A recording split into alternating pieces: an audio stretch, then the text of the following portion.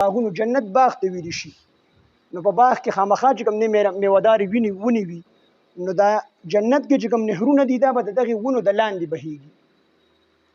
هر انسان په جنت کې به څلور نهره بهیږي. یو به د ګبین نیر وي، یو به چې کوم دی د اوبو نیر وي خوږو، یو به د شرابو نیر وي خو د دنیا دا شراب نه، او یو به د پیو نیر وي. دا به د هر جنتي چې کوم دی په جنت کې چې کوم دی بهیږي.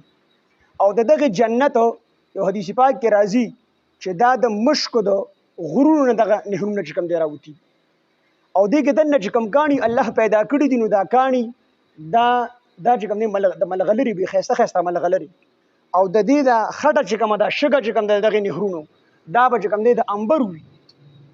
نو دا ښایسته نهرونه د دغې ونو د لاندې به چې کوم دی بهیږي. نو الله پاک وایي چې ایمان راوړل دی او نیک عمل یې کړل دی.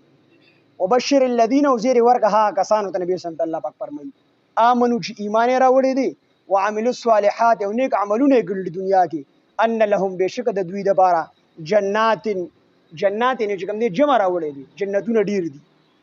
یو جنت جنت الفردوس دی، دویم ته وایي جنت العدن، دریم جنت المأوا، څلورم دارالخلد، پنځم دارالسلام، شپږم دارالمقامه، وم علیون او اتم نعیم.